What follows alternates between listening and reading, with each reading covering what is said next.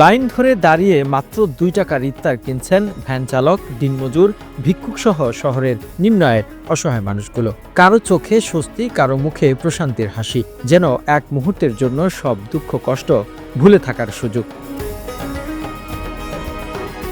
ঝিনাইদহের প্রগতি স্বেচ্ছাসেবী সংগঠনের ব্যতিক্রমী এই উদ্যোগে মাত্র ২ টাকার পুষ্টিকর ইফতার পেয়ে আনন্দিত এসব মানুষ। ইফতারের প্যাকেট ছিল খেজুর, শসা, বেগুনি ও মাংস খিচুড়ি। প্রতিটি প্যাকেটে মিলেছে মাত্র ২ টাকায়। স্বাভাবিক বাজার মূল্যের তুলনায় অনেক কম হলেও খাবারের মান ও পরিমাণ ছিল সন্তোষজনক। আমাদের এই ২ টাকার ইফতার ৫ টাকার জিনিস আরও আসুক। আমি ধন্যবাদ জানাই এই যারা এই ইফতারি দিয়েছে। আমাদের ইফতারি কিনলাম, খুব ভালো লাগলো। ২টা ইফতারি তো পাওয়া যায় না। খুব ভালো লাগলো আমার। বর্তমান সময়ে এমন মানবিক উদ্যোগ খুব প্রয়োজন, যা সমাজে ভালোবাসা, সহানুভূতি ও সম্মেলনের বার্তা দেয় বলে জানায় স্থানীয়রা। তো ঝিনাইদহবাসীর জন্য আসলে নতুন একটা মেসেজ। ২ টাকা এখনো কিছু হয়নি, সে জায়গায় একটা ইফতার দিচ্ছে।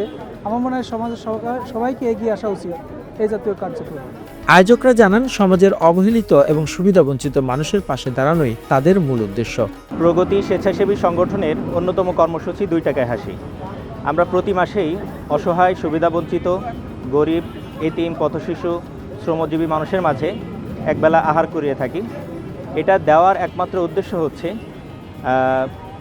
এই ২ টাকায়, মানে একদম স্বল্প পরিমাণ টাকা দিয়ে মানুষ যেন একবেলা ভালোভাবে খাবার খাইতে পারে।